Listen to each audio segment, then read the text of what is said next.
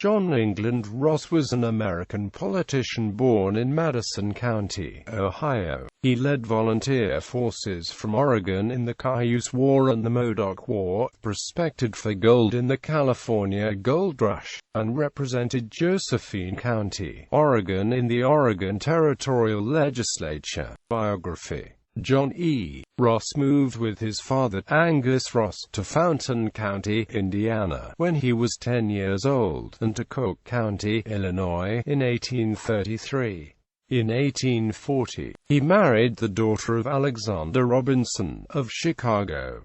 She died about 8 months later. In 1847, Ross came to Oregon as captain of a 40-wagon train. Ross, Joseph Klein, and an Englishman left the company at Grand Ronde, with the intention of coming on through ahead of them. On the road beyond Rock Creek, they found a train that had been attacked by the Indians. They overtook the emigrants after crossing John Day River, who proved to be the Warren Party. They had been robbed of all they possessed, including the clothing. Ross traded his clothes to the Indians for provisions for the destitute band, and remained with them until his own train arrived. All coming to Oregon together, General Ross landed at the Dalles without a dollar, and went to work on a boat which brought down emigrants to the falls, at $1 per day. About the 1st of November 1847, he went to Oregon City and opened a butcher shop, which he operated for about a month. When the Cayuse War broke out, Ross enlisted in the 1st Volunteer Company, known as the Oregon Rifles, with H.A.G. Lee, captain, and Joseph McGon, first lieutenant. Ross, as second lieutenant, went with the company to the mission station at the Dalles, on the Columbia River. When Lee and McGon were promoted, Ross was commissioned as captain of the company, a position he held throughout the war. In 1848, after the Cayuse War, he returned to Oregon City. He was running a thrashing machine when he heard about the California Gold Rush. He left his machine standing in the field, and went to the mines on Feather River, where he engaged in mining until the fall of 1849.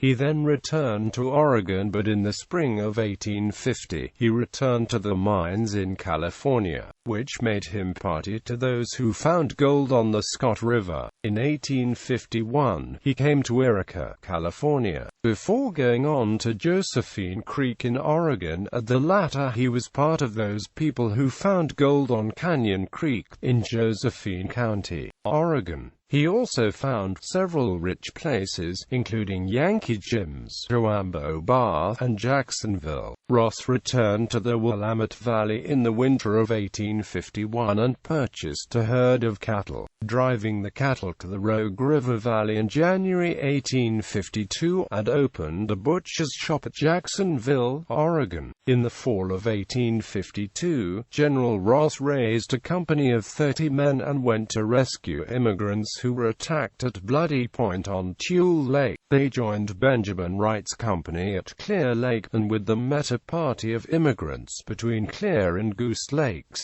returning with them. On the road they buried about 14 of the immigrants who had been killed by Indians. Ross and his company paid their own expenses on this trip, and for pay they received the thanks of the Oregon Legislature. In January 1853, he married Elizabeth Hopwood. This was the first marriage performed in Jacksonville. A Methodist preacher by the name of Gilbert officiated at the ceremony. Ross settled on a farm in December 1853.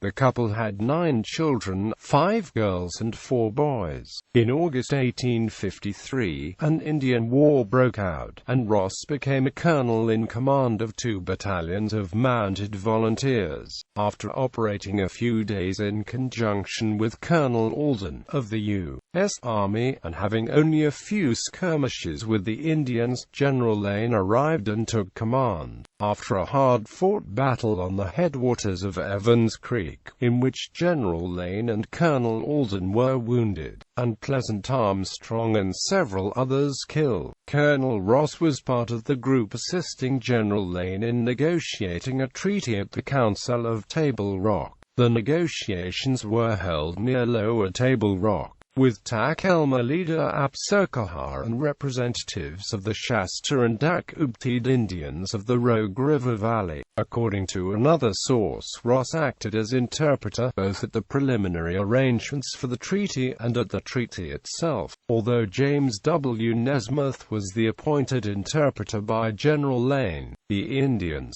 however, did not know Nesmith, and were acquainted with General Ross, and it was only through him that they would communicate what they had to say in relation to the treaty. In 1854, Ross was ordered by the governor to organize a company and sent them out to protect the immigrants on the southern route, which was done, Captain Walker commanding. On June 5 of that year he was commissioned colonel of the 9th Regiment by Governor John W. Davis.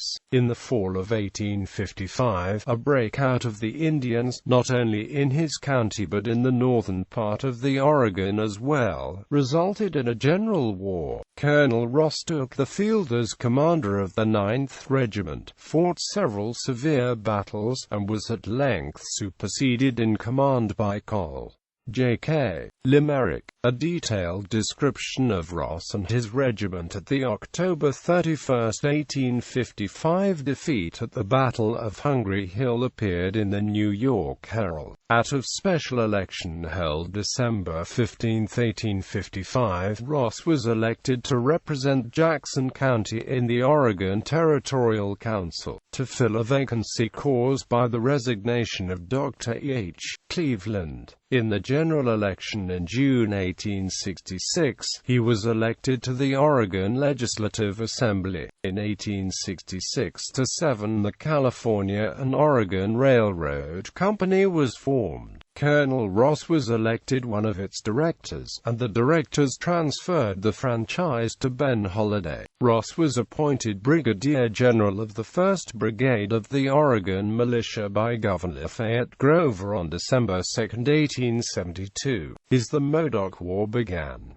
Ross took the field, commanding throughout the war. He participated in the principal engagements of the Modoc War, including the First Battle of the Stronghold. In 1878, he represented Jackson County in the state senate, and was honored by being appointed chairman of the military committee. He was appointed one of the investigating committee to report upon the acts of the preceding administration. Hubert Howe Bancroft, in his Oregon biographical sketches, remarked, "One whole night I spent with Ross at Jacksonville, writing down his experiences, and when at early dawn my driver summoned me, I resumed my journey under a sickening sensation from the tales of bloody butcheries in which the gallant colonel had so gloriously participated." Selected works.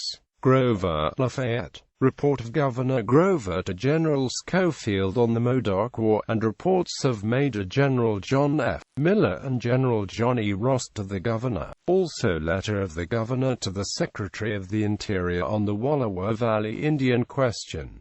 Salem, Oregon. M. V. Brown, State Printer. Retrieved March 8, 2014.